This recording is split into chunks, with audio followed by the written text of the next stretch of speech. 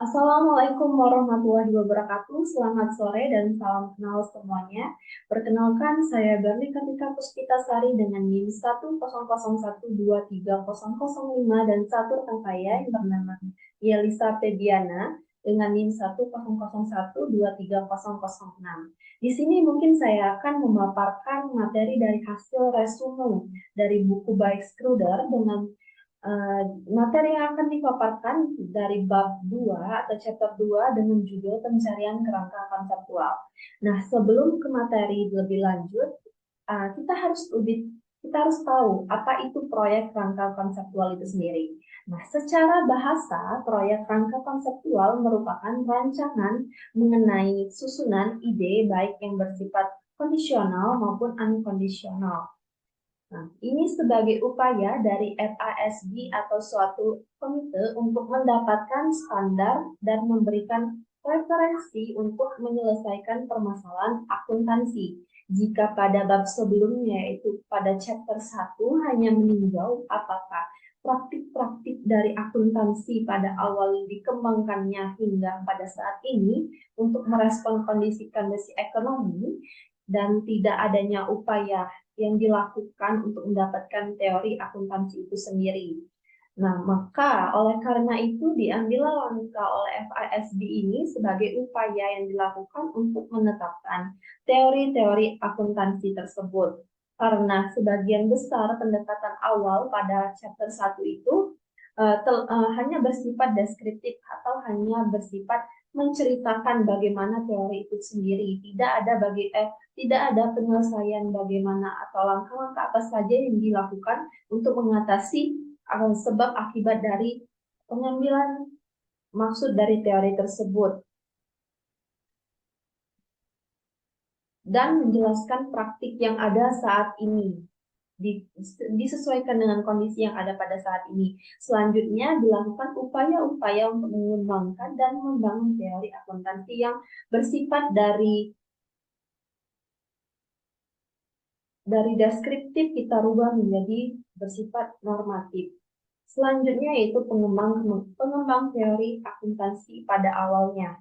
Nah, mulai muncul pada awal 1900-an dengan nama William E. Pepper dan John Buchanan. Karyanya yang didasarkan pada pemikiran awal oleh William ini yang menyatakan pandangan bahwa seluruh perubahan dalam penilaian aset dan liabilitas itu harus tercermin dalam laporan keuangan, serta perubahan-perubahan tersebut harus diukur dengan dasar penilaian terkini atau current value base. Nah, pendapat yang kedua yang disampaikan oleh William ini berpendapat bahwa semua imbal balik hasil atau dividen kepada investor itu, baik dari dividen ataupun dari sumber bunga, adalah merupakan distribusi pendapatan bagi investor dari investi atau perusahaan induk, di mana investor itu menanamkan modalnya kepada perusahaan investi tadi atau perusahaan anak. Nah, selanjutnya tidak hanya dari pendapat dan pemikiran saja yang dituangkan oleh William pada awal munculnya pada tahun 1900-an ini, juga William ini ternyata berkontribusi lain terhadap teori akuntansi. Dia mengeluarkan asumsi atau pendapat mengenai asumsi-asumsi postulat namanya yang dipandang sebagai langkah awal dalam pengembangan kerangka konseptual ekonomi. Nah, selanjutnya William ini mempunyai rekan pada saat memunculkan asumsi atau karyanya pada awal ini yang bernama Canning atau John Buchanan yang mengusulkan bahwa kerangka penilaian dan pengukuran aset itu harus didasarkan pada ekspektasi untuk pengukuran masa depan, bukan pada masa sekarang saja, serta model yang digunakan untuk menandingkan pendapatan dengan beban. Selanjutnya dari kedua ilmuwan atau kedua penemu sebelumnya, muncullah anggapan dari Scott. Scott ini mungkin dalam pembahasan kita akan muncul di pemaparan yang kedua nantinya ya. Jadi sumber buku yang kami paparkan ini berasal dari dua sumber. Yang pertama dari sumber Schroeder dan yang kedua dari sumber Scott. Nah, menurut anggapan Scott ini bagaimana? Bahwa anggapan Scott menjelaskan bahwa revolusi industri itu telah menyebabkan para manajer atau para atasan itu harus mencari metode-metode baru dalam mempertahankan untuk pengendalian organisasinya. Nah, akibat dari pencarian metode-metode ini, seperti sains dalam akuntansi dan statistik, akhirnya menjadi alat-alat dalam pengendalian organisasi atau sebagai pengendalian internal dari tindakan-tindakan yang akan beresiko terhadap organisasi tersebut. Selain itu, kontribusi dari Scott adalah dengan mengakui adanya kebutuhan atas teori akuntansi yang bersifat normatif. Jika tadi awalnya pada teori atau asumsi yang disampaikan oleh William dan Kenyon itu masih bersifat deskriptif hanya untuk memaparkan atau menjabarkan bagaimana itu teori akuntansi, maka disempurnakan kembali anggapan oleh Scott bahwa seharusnya teori itu bersifat normatif atau harus diselaraskan dengan kondisi pada saat ini. Nah, Scott berpendapat juga bahwa teori bukan kemajuan menuju kondisi yang statis ideal, melainkan suatu proses pengadopsian secara berkelanjutan terhadap lingkungan yang berkembang. Artinya, teori itu sama seperti ilmu, ilmu itu akan selalu berkembang, tidak stuck di satu tempat, namun akan selalu berkembang mengikuti perubahan zaman. Nah, karya-karya apa saja yang yang di yang dimiliki oleh Scott ini yang pertama berupa respon berjudul A Tentative Statement of Principle Underlying Corporate Financial Statement. Yang kedua ada Responsibility of Accountants in a Changing Environment, di mana teori Responsibility of Accountants in a Changing Environment ini mengenai pengaruh revolusi industri dalam perekonomian yang sedang berkembang dan memandang bahwa kondisi tersebut akan menuntut adanya perbaikan dalam pelaporan keuangan untuk memenuhi kebutuhan semua investor. Yang ketiga, ada karya penting yang dimiliki oleh Scott, yaitu The Basic of Accounting Principle, di mana diyakini bahwa The Basic of Accounting Principle atau prinsip-prinsip dasar akuntansi ini merupakan kerangka konseptual yang berfungsi sebagai sarana bagi pengembangan prinsip-prinsip akuntansi yang akan konsisten secara internal. Nah, prinsip-prinsip dalam hierarki postulat milik Scott atau yang telah dijabarkan Scott itu diantaranya ada postulat orientasi, prinsip keadilan yang terpasif, prinsip-prinsip kejujuran dan kewajaran, dan terakhir ada prinsip penyesuaian dan konsistensi. Nah, dalam perkembangannya teori-teori itu tidaklah mudah. Justru ada action dan bagaimana cara untuk teori itu agar selalu berkembang. Nah, maka dilakukannya upaya dalam mencapai action tersebut. Upaya-upaya awal dalam pengembangan kerangka konseptual akuntansi oleh organisasi yang bersifat operatif maupun semi-operatif diantaranya pada tahun 1936, American Accounting Principle Effective Annual Corporate Report dengan tujuan untuk memberikan pedoman bagi Securities and Exchange Commission atau SEC. Nah, yang kedua pada 1938 atau 2 tahun setelahnya, American Institute of Accounting atau AIA juga menerbitkan sebuah monograf dengan tujuan untuk memberikan pedoman bagi SEC dalam praktik akuntansi yang terbaik. Nah, setelahnya 2 tahun setelah dari 1938 hingga 1940, Triple A menerbitkan kajian mengenai tolak ukur mengenai biaya historis, di mana biaya historis ini berasal dari biaya-biaya yang sudah dikeluarkan atau biaya-biaya yang ditetapkan pada masa lalu itu, misalnya seperti ada bonus bagi karyawan. Nah, itu harus selalu diterapkan dalam organisasi itu sendiri karena menurut masa lalu seperti itu. Nah, kontribusi mengenai teori entitas juga menjelaskan mengenai konsep penandingan. Apakah capaian manajemen pendapatan dan upaya beban dapat dievaluasi oleh investor atau tidak. Nah, Selanjutnya pada tahun 1958, organisasi atau komite CAP oleh Alvin R. Jennings menyuarakan keyakinan bahwa riset tambahan dibutuhkan untuk menguji asumsi-asumsi akuntansi serta pengembangan pernyataan-pernyataan yang bersifat fakultatif. Selanjutnya pada tahun genap 1960, Komite APB atau Asset Accounting Principle of Business Enterprises terlibat dalam upaya untuk mengembangkan teori ini harus berkembang dengan melakukan berbagai enumerasi atau berbagai cara dan menjelaskan konsep dasar yang harus menjadi dasar bagi prinsip-prinsip akuntansi serta menyatakan prinsip-prinsip akuntansi itu sendiri menjadi patokan bagi praktik-praktik dan prosedur akuntansi.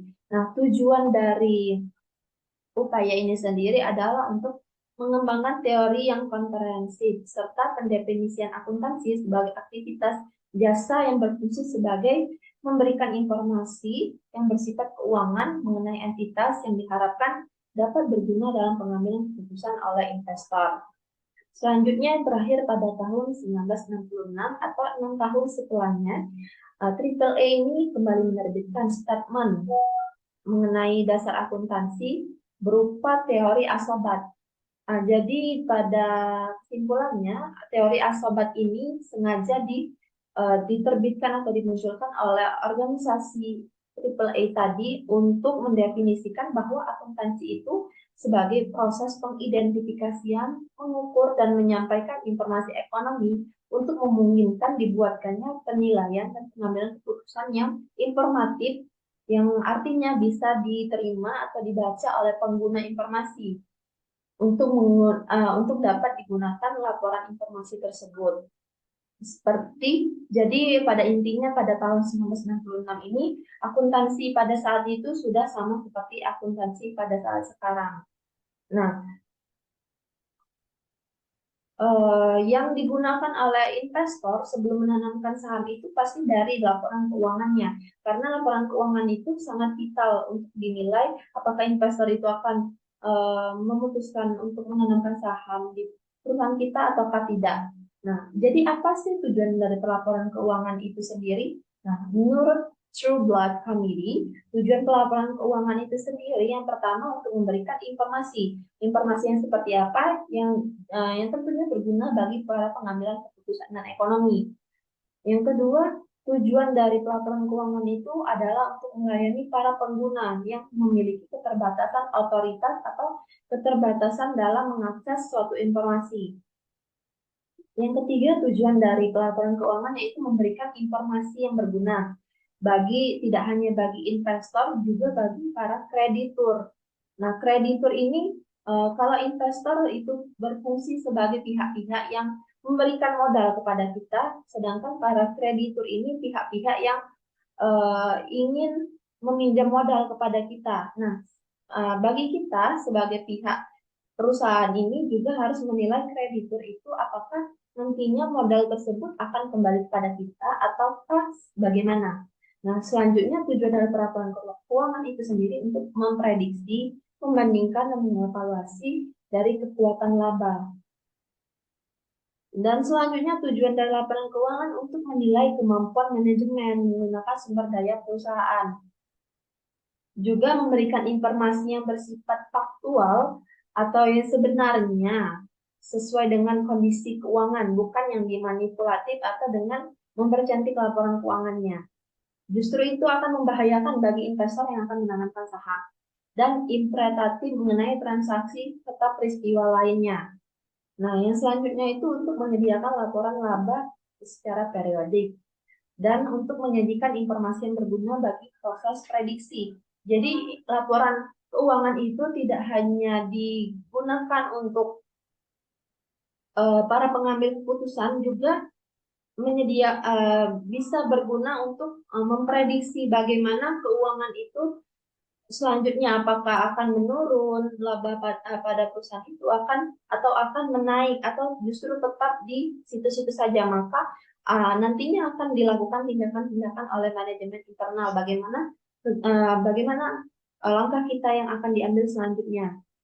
Nah, selanjutnya tujuan dari laporan keuangan itu untuk memberikan informasi yang berguna dalam mengevaluasi keefektivitasan pengelolaan sumber daya dalam mencapai tujuan organisasi. Nah, jika tidak mencapai tujuan organisasi, berarti pengelolaan sumber daya itu gagal. Dan terakhir, untuk melakukan aktivitas-aktivitas perusahaan yang memengaruhi masyarakat. Nah, di dalam laporan keuangan itu tidak hanya menampilkan perihal pendapatan, beban, modal, ataupun dari arus-arus investasi, juga melaporkan aktivitas-aktivitas apa saja yang dilakukan oleh perusahaan seperti pembelian alat-alat untuk operasi perusahaan atau sebagainya. Nah, pernyataan tentang teori akuntansi dan penerimaan akuntansi. Ada 3 pernyataan. Yang pertama pada 1970 Triple A kembali mempertimbangkan bahwa teori akuntansi itu merupakan proses penetapan standar yang belum terselesaikan. Yang kedua, pada 1973, 3 tahun setelahnya, Committee of Concept and Standard for External Financial Reports yang dibentuk oleh Triple A juga ditugaskan untuk memperbarui asobat. Kesimpulan yang diambil adalah fakta bahwa satu teori akuntansi itu secara universal, teori akuntansi itu secara universal atau secara garis besarnya itu tidak mungkin hanya satu, atau tidak bisa disimpulkan tidak pernah ada. Artinya teori itu masih bersifat menduga-duga. Nah, yang terakhir SATA muncul dalam ulasan bahwa walaupun terjadi kesepakatan akuntansi keuangan akan menyediakan data ekonomi terkait dengan para entitas-entitas yang berkepentingan di bidang ekonomi. 3 kategori yang terkait dengan pendekatan terhadap akuntansi. Yang pertama ada pendekatan klasik, pendekatan kegunaan keputusan, dan ekonomika informasi. Nah, ternyata dalam perkembangannya teori akuntansi ini tidak serta-merta langsung diterima oleh para pengamat akuntansi itu sendiri. Justru memunculkan kritik-kritik atau ulasan-ulasan mengenai keterkaitan teori ini apakah relevan atau dapat diterima atau tidak. Yang pertama, karena adanya masalah dalam mengaitkan teori dengan praktik. Nah, pada kenyataannya teori itu memang banyak yang tidak sesuai dengan praktiknya. Yang kedua, masalah alokasi. Nah, dari teori akuntansi tersebut yang telah dijabarkan oleh para penemu, mungkin tidak sesuai atau penempatannya sesuai dengan alokasi. Misalnya pada yang seharusnya menetapkan metode cash basis, tapi malah lebih tepatnya menggunakan metode actual basis. Yang ketiga, kritik-kritik yang muncul karena adanya kesulitan dengan standar. Mungkin dengan banyaknya standar-standar baru tadi menyebabkan kewalahan bagi para penjalan teori-teori tersebut untuk menetapkannya di kehidupan nyata. Yang keempat, karena kesulitan dalam menginterpretasikan, sama seperti kesulitan dalam memahami standar yang overload tadi, juga kesulitan dalam menginterpretasikan atau mewujudkannya dengan riset mengenai perilaku harga sekuritas di pasaran. Yang kelima, adanya masalah pertimbangan biaya dan manfaat dari teori akuntansi itu sendiri. Dan keenam, keterbatasan terkait ekspansi data.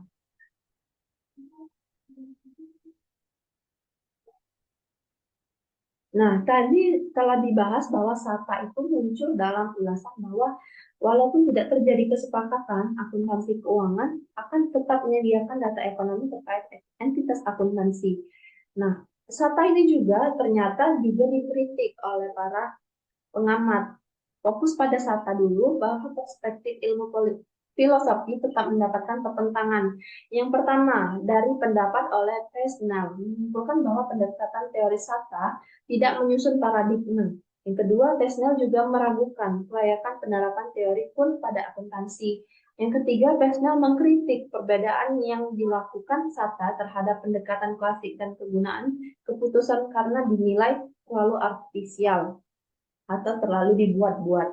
Yang terakhir, Pesnel juga menyatakan bahwa SATA ternyata tidak mampu dalam mencapai konsensus yang dipengaruhi oleh komite yang menulis SATA disusun oleh beberapa anggota komite untuk memiliki posisi advokasi yang kuat terhadap berbagai pendekatan dalam pengembangan teori. Selanjutnya, proyek kerangka konseptual FASD. Salah satu faktor yang memotivasi perkembangan proyek konseptual adalah para pengamat FASD itu sendiri terhadap kesulitan-kesulitan yang dialami oleh pendahulunya, yaitu APB, di mana APB melakukan dua kajian terkait tentang postulat atau teori-teori yang disampaikan oleh Scott tadi dan berprinsip bahwa akuntansi secara luas kemudian ditolak karena dianggap terlalu sangat berbeda. Awalnya CFP berupaya mengembangkan prinsip-prinsip atau standar-standar yang cukup kualitatif agar memungkinkan dibuatnya pilihan-pilihan yang rasional dan sistematis di antara metode-metode alternatif laporan keuangan yang ada. Oleh karena itu, proyek ini fokus pada cara agar seluruh sasaran tersebut dapat tercapai. Nah, akibatnya CFP menjadi bahan yang menghubungkan sejumlah sasaran dan hal-hal yang fundamental. Sasaran-sasaran tersebut juga menentukan tujuan dan maksud akuntansi keuangan, sementara hal-hal yang fundamental adalah konsep mendasari upaya pencapaian sasaran-sasaran tersebut. Selanjutnya, Statement of Financial Accounting Standard. Tujuan dari pelaporan keuangan adalah dasar dari munculnya kerangka konseptual. Selain itu, ada aspek lain dari kerangka konseptual bersifat karakteristik kualitatif, di mana laporan keuangan, pengakuan, pengukuran, pengungkapan mengalir secara logis dan tujuan tersebut. Aspek-aspek dari kerangka konseptual juga membantu memastikan bahwa pelaporan keuangan telah mencapai tujuannya. Pengguna utama dari teori ini sendiri adalah yang menggunakan informasi keuangan, contohnya investor, pemberi pinjaman atau kreditur, dan kreditur itu sendiri yang ada pada saat ini yang berpotensial sebagai penyedia modal bagi investi. Hambatan-hambatan biaya. Hambatan biaya dijelaskan pada bab sebelumnya bahwa biaya itu dijelaskan di dalam SAC sebagai hambatan yang bersifat pervasif pada informasi yang diberikan oleh pelaporan keuangan mengenai pengukuran, pengkisaran, dan pelaporan informasi keuangan akan membebankan sejumlah biaya. Oleh karenanya penting jika biaya-biaya tersebut diperkuat dalam beberapa tingkatan. Tingkatan pertama yaitu perusahaan harus memutuskan apakah manfaat dari penyediaan informasi keuangan akan lebih besar daripada biaya yang dikeluarkan untuk proses pengumpulan, memproses, memverifikasi, dan menyebarluaskan informasi tersebut. Yang kedua, para pengguna informasi keuangan harus memutuskan apakah manfaat dari menganalisis dan menginterpretasikan informasi tersebut akan lebih besar daripada biaya yang dikeluarkan. Dan yang ketiga, yaitu regulator perlu menilai apakah dari manfaat laporan informasi tersebut cenderung menjustifikasi atau cenderung menjustifikasi biaya-biaya yang dikeluarkan untuk menyediakan dan menggunakan informasi. Dan terakhir, karakteristik kualitatif. Karakteristik kualitatif merupakan karakteristik dasar atau sifat dasar untuk meningkatkan ketergantungan bagaimana karakteristik tersebut dapat mempengaruhi manfaat dari informasi bagi para pemangku keputusan. Dua kualitas dasar yang membuat informasi akuntansi berguna bagi pengambilan keputusan jika mencakup dua hal, yaitu relevansi dan penyajian yang jujur. Jadi jika data itu bersifat relevansi atau dapat dipertanggungjawabkan dan bersifat dari data yang jujur, mungkin masih bisa diterima oleh investor karena perusahaan tersebut jujur terhadap pergerakan keuangannya, tidak dilebih-lebihkan atau dikurangi. Kritik terhadap CFP. Tidak semua akuntan itu memandang CFP dengan sudut pandang yang sama. Sebagai contohnya, yang memiliki pandangan yang kritis terhadap konsep kegunaan keputusan dari akuntansi.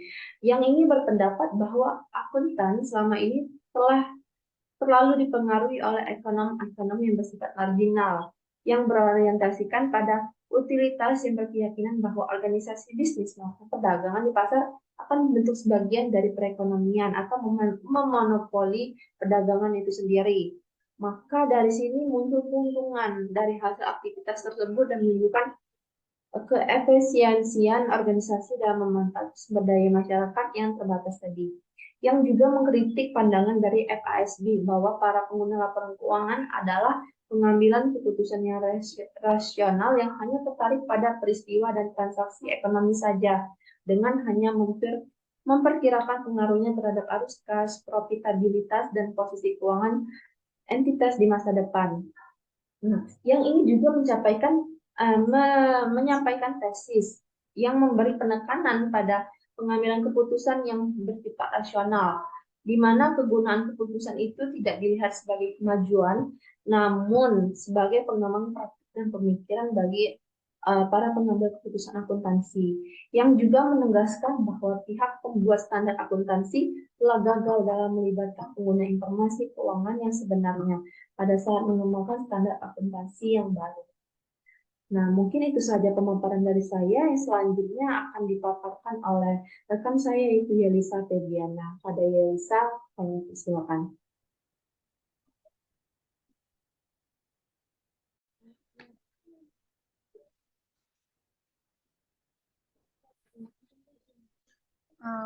Baiklah, di sini saya akan menjelaskan tentang materi selanjutnya, yaitu tentang Statement of Financial Accounting konsep nomor 5, yaitu pengakuan dan pengukuran dalam laporan keuangan perusahaan, nation and measurement in financial statement of business enterprises. Pendekatan ini mempresentasikan upaya FESAB untuk mengaitkan pendekatan pengelolaan modal atau capital maintenance approach dengan pendekatan transaksi akuntansi konvensional. Untuk pengukuran laba, di sini berdasarkan SFAC nomor 5, terdapat rangkaian laporan keuangan yang lengkap untuk satu periode, harus menunjukkan yang pertama itu posisi keuangan pada akhir periode, yang kedua pendapatan untuk periode tersebut, yang ketiga laba komprehensif untuk periode tersebut, yang keempat arus kas selama periode tersebut, dan yang kelima investasi oleh dan distribusi ke pemilik selama periode tersebut. Nah, laporan posisi keuangan harus memberikan informasi mengenai aset, liabilitas, dan ekuitas entitas, serta hubungan di antara ketiga elemen tersebut pada suatu waktu. Laporan keuangan juga harus menggambarkan struktur sumber daya entitas, kelompok-kelompok utama, dan jumlah aset dan struktur pembiayaan kelompok-kelompok utama, beserta jumlah liabilitas dan ekuitasnya. Selanjutnya itu tentang elemen-elemen laporan keuangan perusahaan. Menurut SFAC nomor 6, itu mendefinisikan 10 elemen laporan keuangan yang digunakan untuk mengukur kinerja dan posisi keuangan entitas ekonomi. Ke-10 elemen tersebut, aset, liabilitas, ekuitas, investasi oleh pemilik, distribusi kepada pemilik, laba komprehensif, pendapatan, beban, keuntungan, dan kerugian, yang mempresentasikan bagian-bagian yang digunakan untuk menyusun laporan keuangan. Definisi elemen-elemen tersebut dapat digunakan untuk menentukan konten dari laporan keuangan.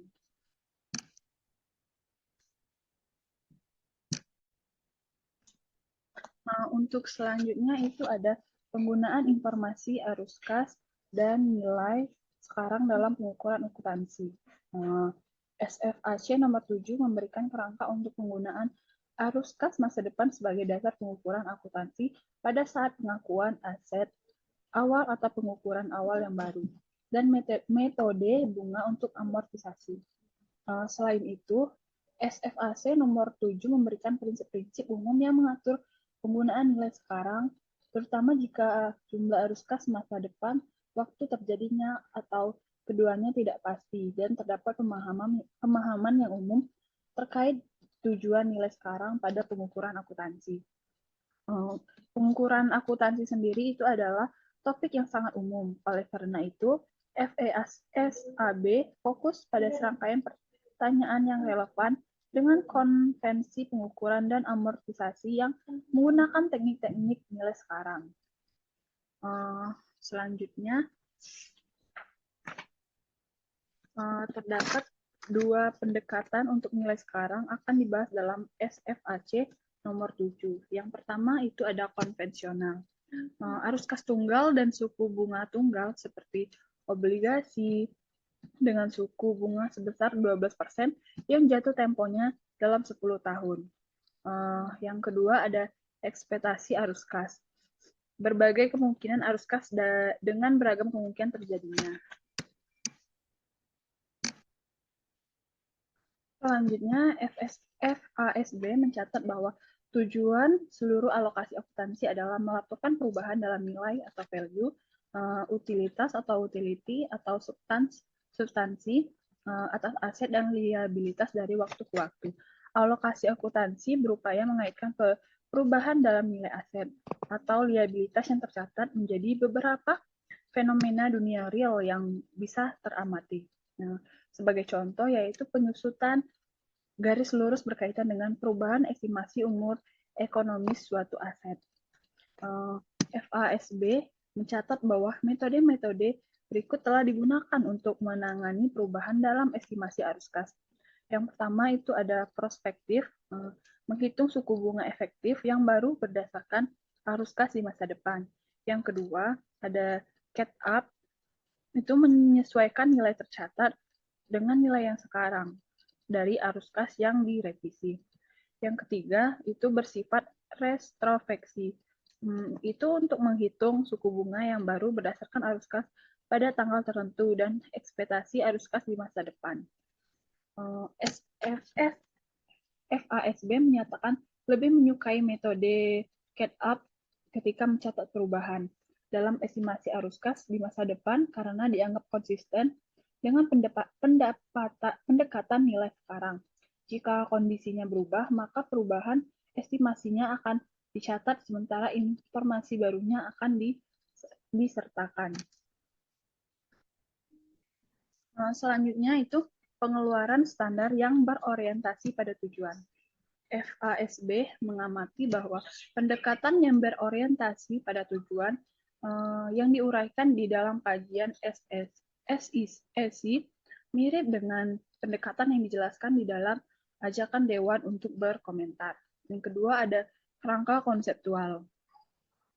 FASB mencatat bahwa mereka memiliki beberapa proyek dalam agendanya untuk mengenai bagaimana trade-off di antara relevansi, keandalan, dan dapat diperbandingkan harus dilakukan. FASB juga menangani inkonsistensi di antara proses pembentukan laba yang ditemukan di dalam SFAC nomor 5 dan di definisi dari elemen-elemen laporan keuangan yang terdapat di dalam SFAC nomor 6.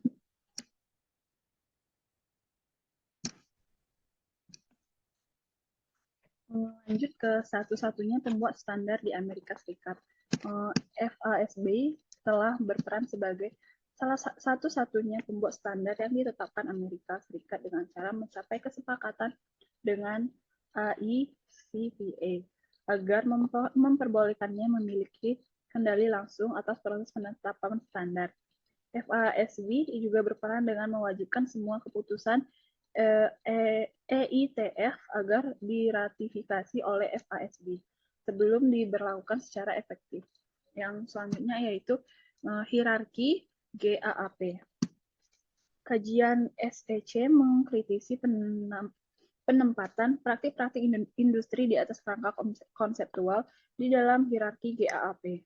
Pada saat itu, FASB sedang mengerjakan proyek yang mengusulkan pengurangan jumlah tingkatan di dalam hierarki GAAP dan memindahkannya ke dalam literatur FASB. Proses ini sekarang telah rampung. Kemudian selanjutnya, akses terhadap literatur yang bersifat otoritatif. Kajian SEC juga mengamati bahwa sumber kekesalan para profesional di bidang akuntansi adalah tidak adanya basis data tunggal yang memudahkan pencarian untuk semua pedoman yang bersifat otoritatif. Adapun tahapan tujuan dan karakteristik kualitatif. Sasaran-sasaran dari 7 tahapan tujuan dan karakteristik kualitatif pada pelaporan keuangan adalah untuk mempertimbangkan masalah-masalah sebagai berikut. Yang pertama yaitu tujuan pelaporan. Yang kedua, karakteristik kualitatif dari informasi yang ada di pelaporan keuangan. Yang ketiga, pertukaran atau trade-off di antara karakteristik kualitatif dan bagaimana keterkaitan karakteristik tersebut dengan konsep materialitas dan hubungan biaya manfaat. Selanjutnya ada tahapan pengukuran. Dalam tahapan pengukuran, tujuan dari tahapan pengukuran itu sendiri adalah memberikan pedoman terkait penentuan dasar pengukuran yang memenuhi tujuan dan karakteristik kualitatif dari pelaporan keuangan. Adapun tahapannya yang pertama yaitu tonggak 1, itu adalah menginventaris dan mengidentifikasikan daftar kemungkinan dasar pengukuran yang bisa digunakan sebagai dasar pengukuran pada laporan keuangan. Yang kedua, pada tonggak 2, itu ialah kita mengevaluasi kemungkinan dasar pengukuran yang teridentifikasi di tonggak 1. Yang terakhir, tonggak 3, itu adalah mengambil kesimpulan secara konseptual dari tonggak 1 dan tonggak 2, seraya menangani masalah-masalah praktis. Selanjutnya, ada tahapan penyajian dan pengungkapan, serta batasan-batasan dalam pelaporan keuangan. Tujuan dari tahapan penyajian dan pengungkapan serta batasan-batasan dalam pelaporan keuangan itu adalah menentukan konsep-konsep yang mendasari pemaparan dan pengungkapan informasi keuangan, serta mengidentifikasi batasan-batasan informasi semacam itu agar dapat mencapai tujuan pelaporan serta pelaporan keuangan secara umum. Yang selanjutnya ada tahapan tujuan dan status kerangka kerja. Tujuannya adalah untuk mempertimbangkan suatu otoritatif kerangka kerja dalam hierarki GAAP. Tujuannya adalah mengembangkan kerangka kerja yang otoritasnya dapat dibandingkan untuk digunakan oleh kedua dewan dalam proses penetapan standar. Selanjutnya, ada tahapan penerapan kerangka kerja bagi entitas nirlaba. Tujuannya sendiri itu untuk mempertimbangkan penerapan konsep-konsep yang dikembangkan di tahapan awal bagi entitas nirlaba di sektor swasta. Tahapan ini tidak pernah dibahas dan dihentikan ketika seluruh proyek IASB dan FASB digantikan oleh proyek konferensif IASB saja. Kemudian ada tahapan sisa permasalahan jika ada.